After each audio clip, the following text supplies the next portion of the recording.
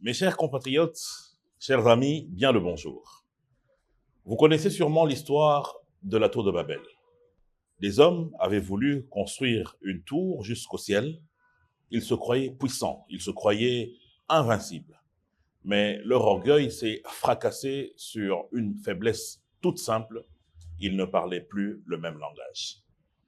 Regardez maintenant le C64. Voilà notre tour de Babel politique.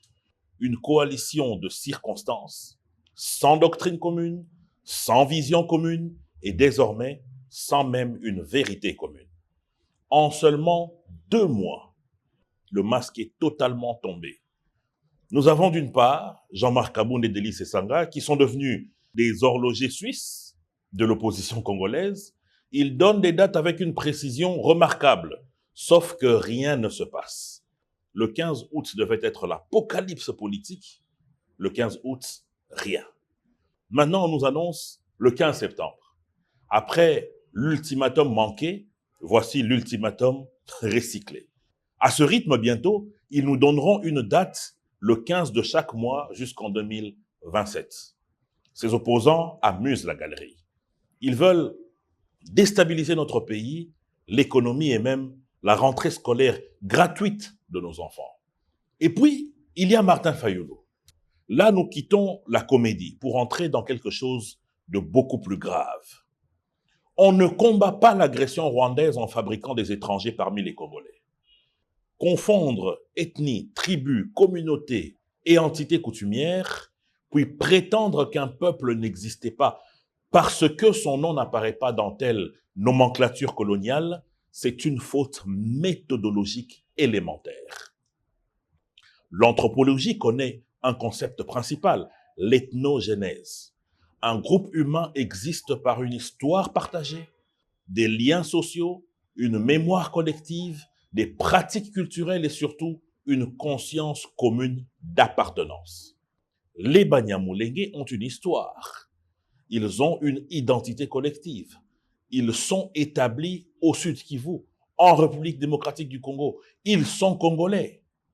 Transformer un débat historique en certificat d'expulsion nationale, c'est intellectuellement dangereux et politiquement très irresponsable.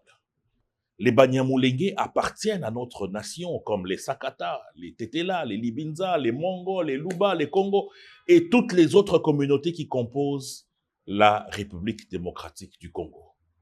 Le Rwanda nous agresse, combattons le Rwanda. Le 1-23 AFC attaque notre territoire, combattons ces terroristes. Mais ne faisons jamais d'un Congolais l'étranger de son propre pays. C'est la devise du président Félix Tshisekedi.